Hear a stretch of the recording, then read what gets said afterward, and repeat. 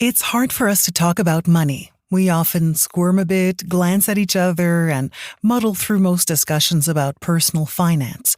But we also don't talk about it enough, especially as it relates to gender.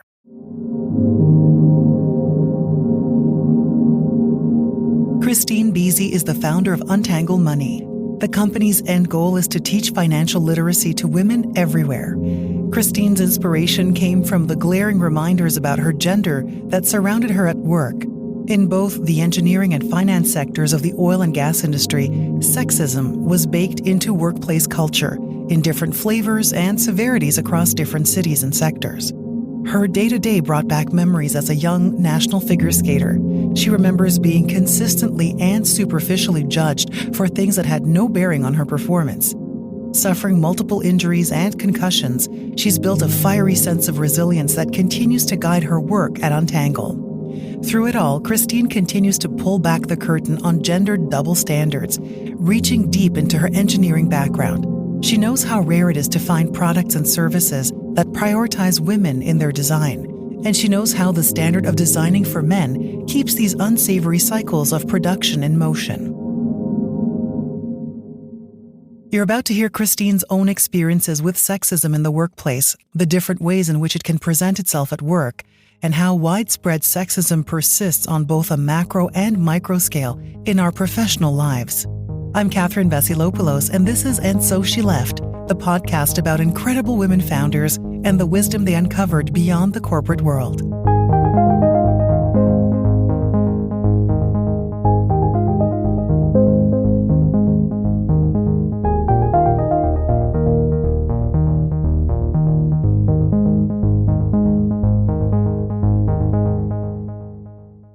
Right from the start, Kristine refused to travel down the traditional path.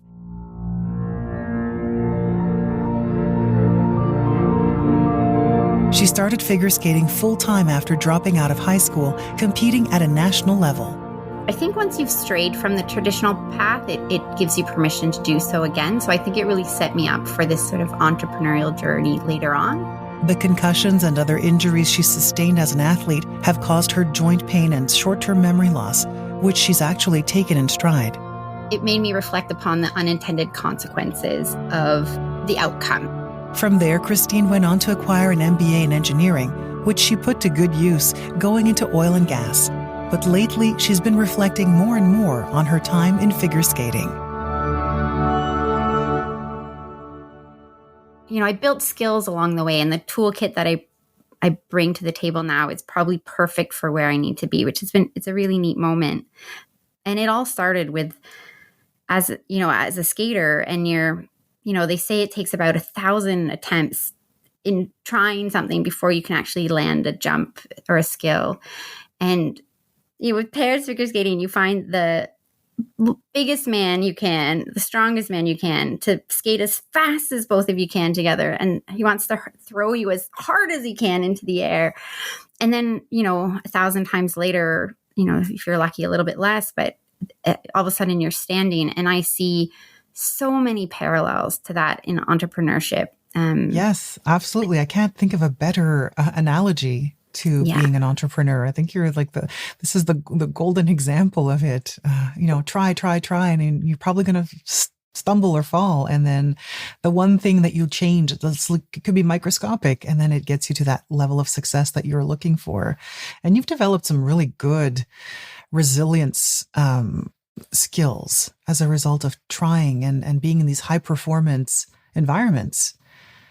Like what kind of skills did you have to have? It feels sometimes unique to athletes, but it isn't, in that one of the things that as an athlete you do is you really have to focus on what you can control. There's so much, especially in figure skating, especially back then when I did it, it was so much, if they didn't like your dress or, you had underwear lines, they would deduct you points, which really didn't have anything to do with the skills or the performance you were giving. And so you could only control, we called it, your effort and your attitude. So the effort was always 100% and your attitude was always positive and aggressive. So when you combine those things together, you just it's a skill set that really lends itself to a lot of success in the future, because you are looking at it glass half full always. You bring this positive mindset, and you bring this idea that, like, I'm going to do this to the best of my ability. I don't want it to get into this, everybody can do all things and we can have everything if we just work harder. That's not quite it. It just means that when you are showing up to work and you are able to give the effort, you're giving as much effort as you have in your reserves that day, and you're doing it with a positive frame of mind, and you're doing it in an aggressive manner. And by that I mean you're attacking your goal, and you're making strides towards it, and that can make you really unstoppable. On that point, I just wanted to also get a bit of a background from you on what it was like to be one of the first women to be on an all-male team, and pioneering and being in that lane, so to speak. Tell me about your experiences there in mining and oil and in finance. So for those who aren't familiar with Canadian geography, Toronto is sort of close to where I grew up. It's the main city in the sort of middle eastern part of the country. Feels a lot like New York City. Calgary is on the western side of the country, feels a lot like Texas. And they're very geographically and culturally different. And so when I went to oil and gas, it really felt like stepping backwards in time on a sexism scale. And I just remember a couple of times I was like, I'm pretty sure you can't say that, right? Like, can you say that? And there were some strengths to it. It was a very gentlemanly sexism. I felt very safe. I've been in situations in Toronto where I felt less safe. There was a real idea of you had to prove your worth to be there. And that meant you had to prove that you could take the joke.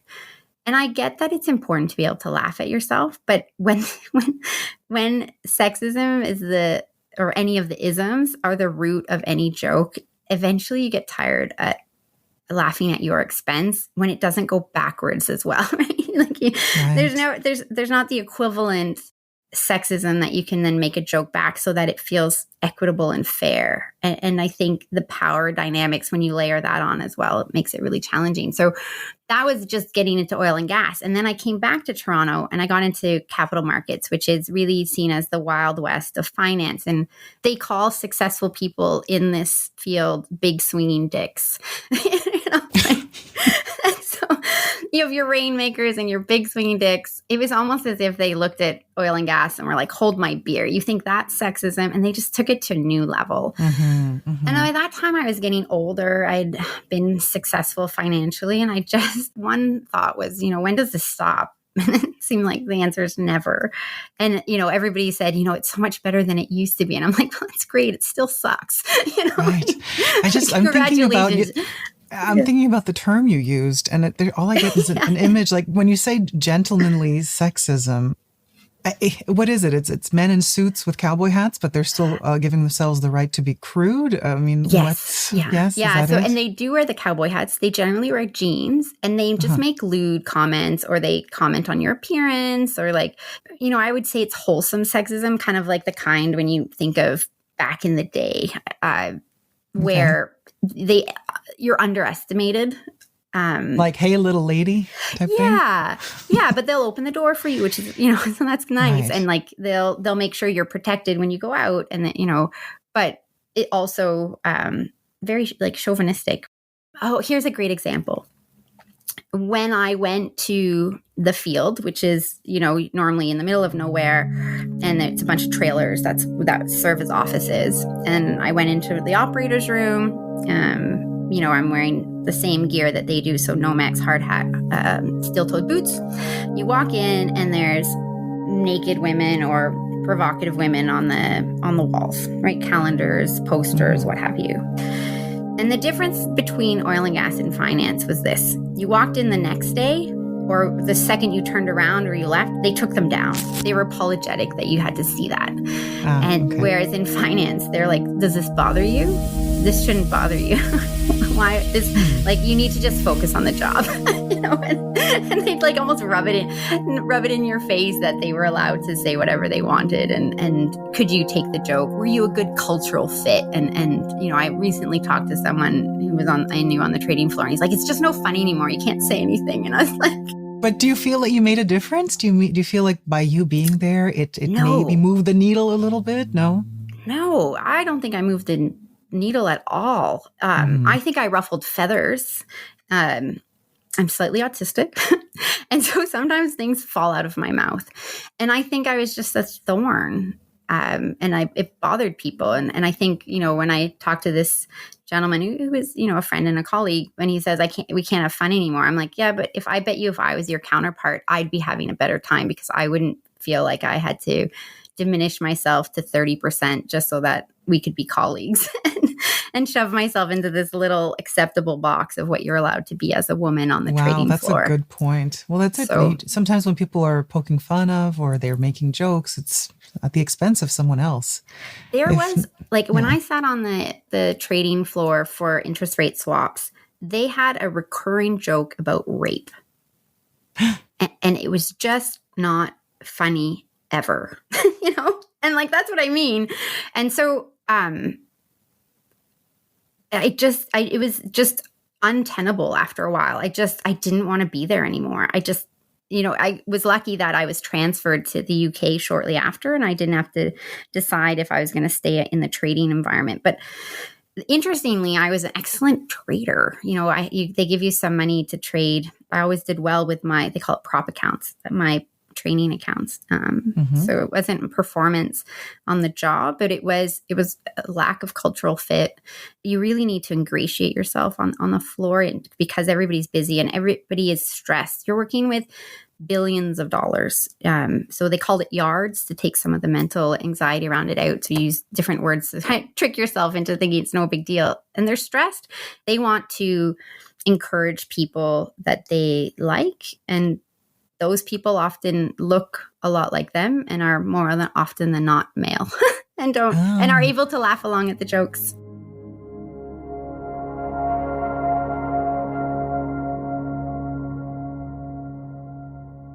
So do you believe that certain women just stay and they tolerate the sexism and the gender differences and all that because the payoff is so great that it just doesn't matter what's being said around them? It's all for a really good payoff.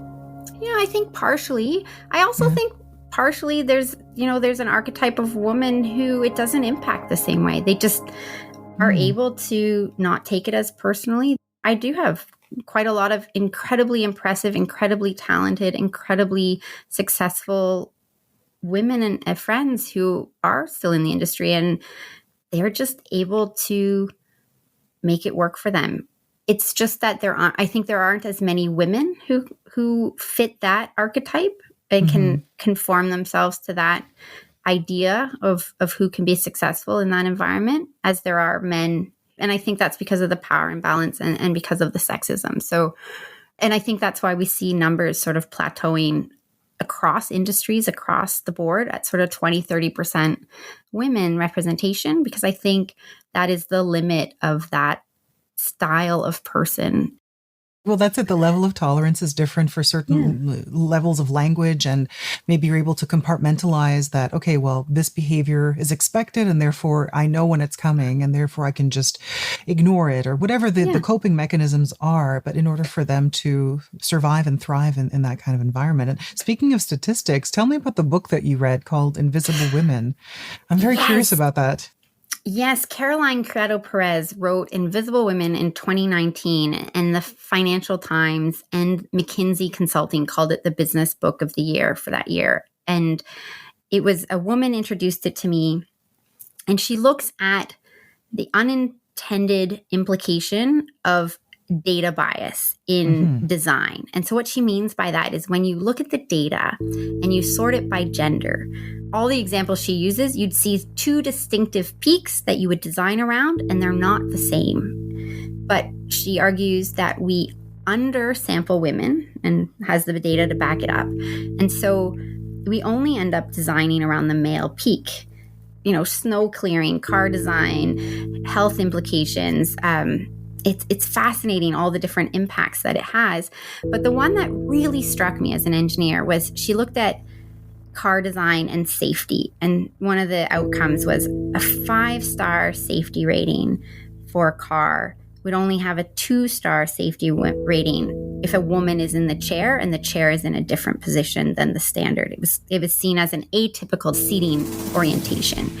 And I had seen this before in engineering. You can design for any set of conditions. That's your job as an engineer, is to make it work with this outcome. And what they were saying was they only looked at the typical position as the design standard. And when you deviated enough from that, like women would, because they need to move the seat forward closer to the steering wheel, then that design isn't as strong, and therefore it fails, and therefore you get huge injuries from women in car crashes compared to men.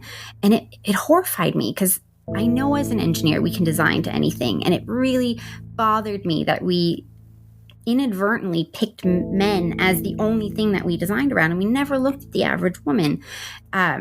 And so one of the really horrific ones was if seatbelts are designed to catch on your hip bones and catch on those bones to prevent you, the passenger, from moving forward.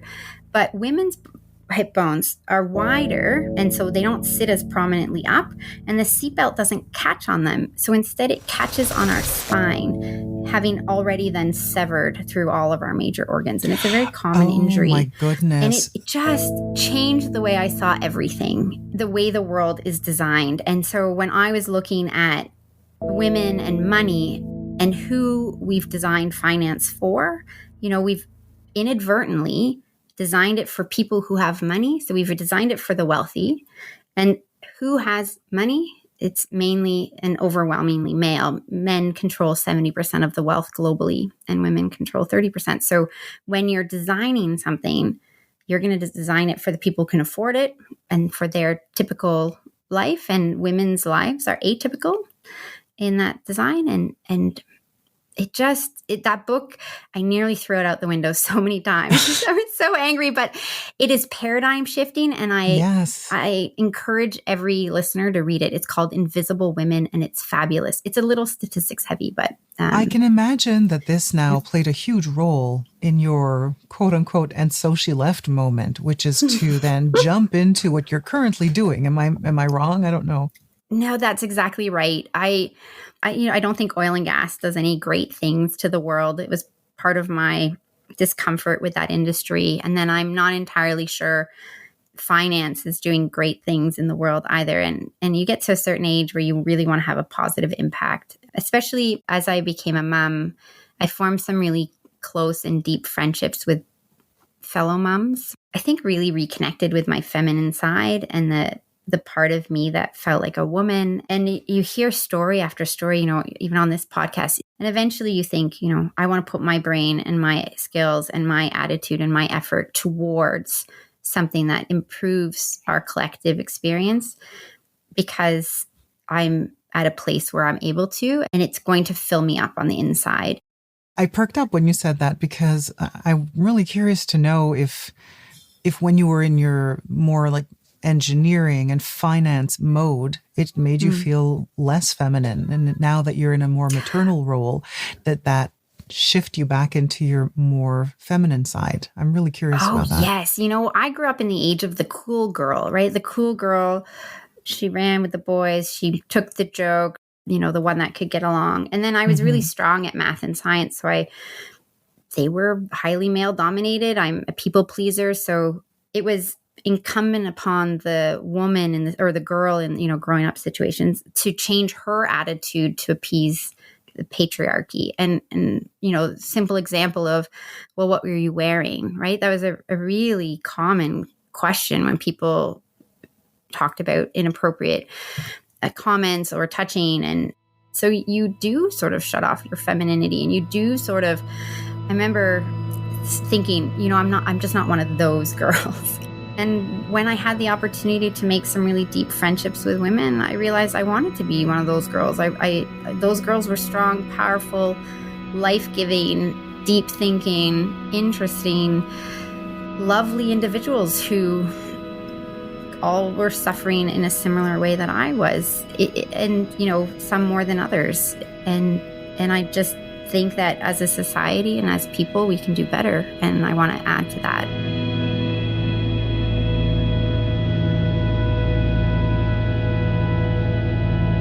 But I think there is also a doubling down of the under recognition when you call someone a female. So in a lot of areas and arenas, we're seeing the removal of the differentiation. So actor, actress, a lot of actors are asking to be called actors, full stop, and not having the delineation between gender. I think it really depends on the intention, and then you also have to worry about the unintended consequences. But if the intention is to help by showing it's possible and giving people the strength and the belief that they could do it too, I think then it's great. But I think when it's used to divide and subcategorize, then it can be really harmful. And so I'm torn on that one. Yeah. And it really just depends on the intent. Exactly. It depends on the intent. And that's very well said. I mean, it depends on what the intention is behind the whole segregation of the two things. But I want to go back way at the beginning. You mentioned something and I made a mental note. Tell me what you think about this. You said that when you're used to straying from the traditional path once, then it's not that difficult to do it again at some later point in life. I feel like that describes you. Am I right? What do you think about that? I think so completely. And I have to thank my parents for giving me the permission to do that in the first place. They were immigrants to the country. So I think they modeled not taking the traditional path really well for me and my brother. But once you've done it once, it's just like any other muscle. The second time isn't as hard. And also when I look at, when you take skills and learnings and your toolkit from other industries and other spaces like athletics, and you bring them to a new world or realm like finance, you also see things very differently, which is another strength. So not just straying from the path and having the permission to try something different being important, but having a different lens through which you view something being important. So when I looked at the financial plan and I looked at the way women were talked to about money, the language that they use, they sort of imply women's spending is frivolous, and it's not, it's spending to bring you joy, just like men's discerning spend brings them joy. Or saying, hey, I think we should have maternity leaves as something we consider right away because that is a well-worn path for women versus it being something that the industry says, well, it doesn't have that large of an impact and it'll be fine.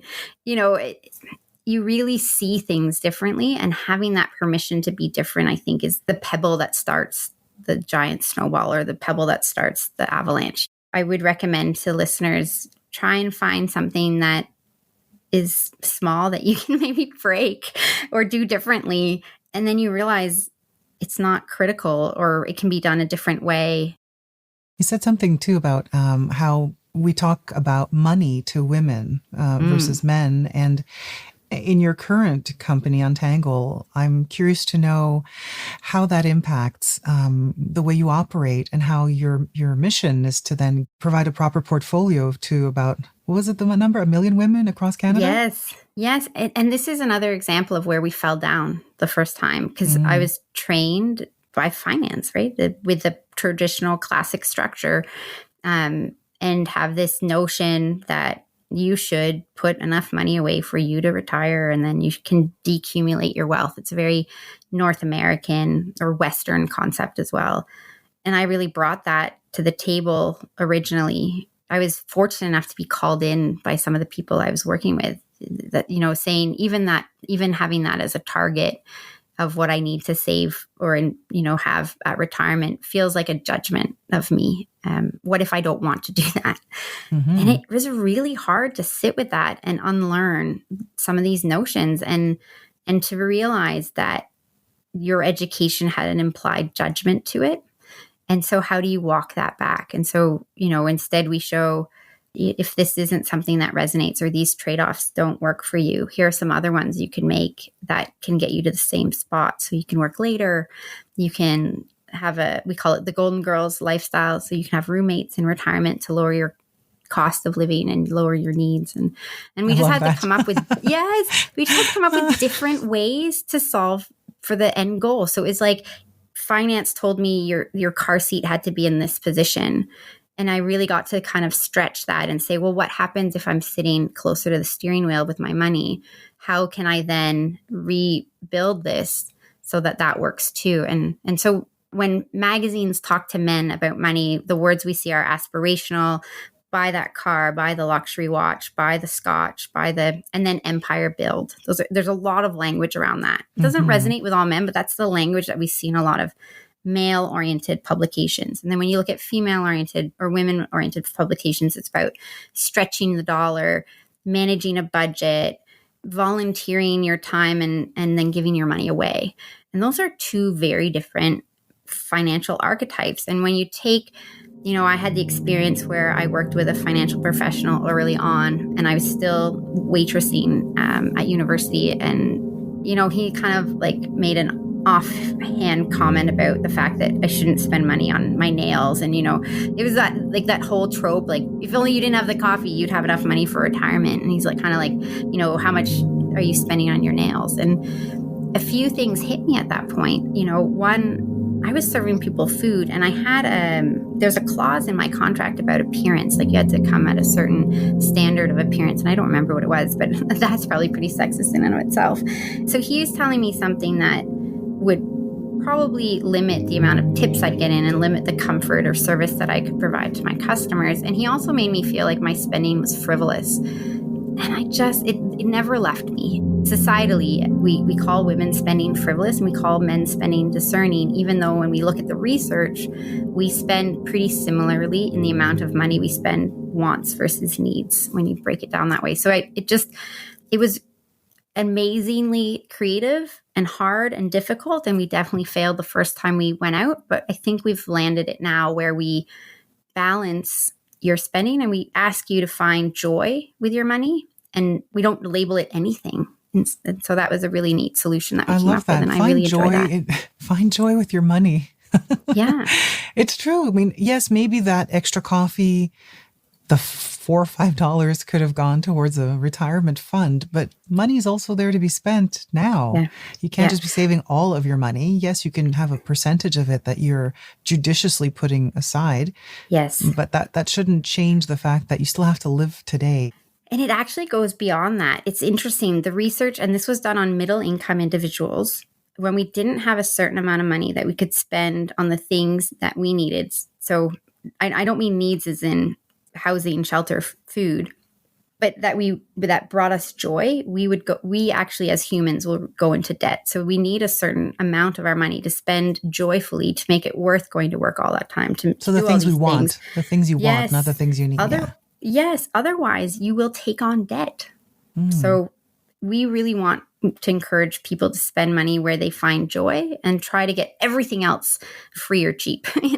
You can't want all the things, but if you want your nails done or you want that morning coffee, it's your money. And if that brings you joy, we are not there to judge you. And so removing that judgment, removing the shame on spending choices, shame on you for not putting enough money away for retirement. We do not do that ever. We don't shame your choices, and we don't judge your spending. Last question, in your opinion, quickly, what do you think explains this difference in the paradigm between the way money is being marketed to men versus women? I think it's a history. Women weren't able to open an account by themselves until, certainly my mother and my mother-in-law had their husbands countersign for them to open an account. We know that women get less in terms of credit line, like the size of the credit, and we pay more for it, but we know we're a better credit risk. And what I mean by that is we know that women are more likely to pay the money back.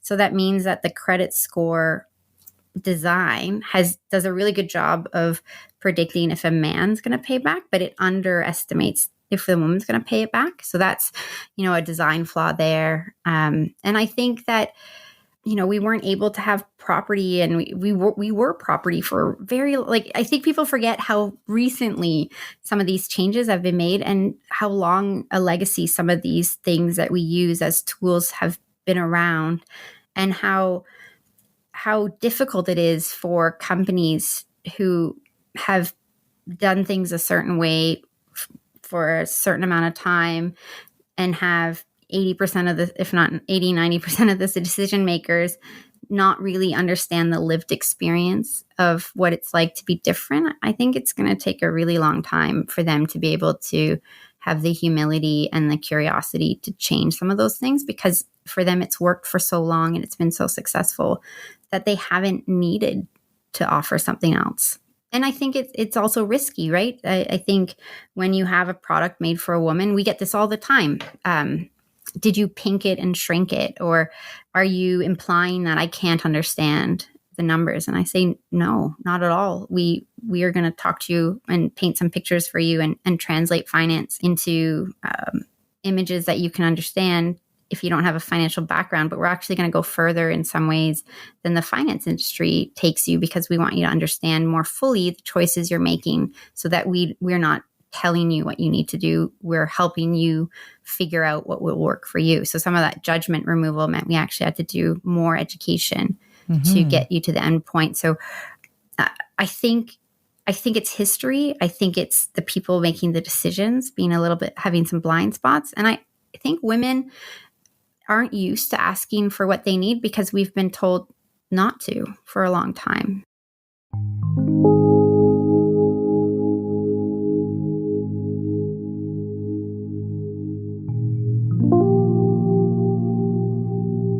Thank you so much to Kristine Beese. You can learn more about Untangle Money through the link in the episode description. If you like the show, please rate, review, and subscribe to And So She Left wherever you listen. Your feedback helps us to better serve current listeners and reach new ones. You can also fill out our quick feedback form. It's just 5 questions long, and your response helps us to make the show that you want to hear. And So She Left is made by Cansulta and Ethan Lee. We'll be back next Wednesday with a new episode. Our music is by Chris Zabriskie, edited for your enjoyment. You can find a list of all the songs you heard here in the episode notes. I'm Catherine Vasilopoulos, and thanks for listening.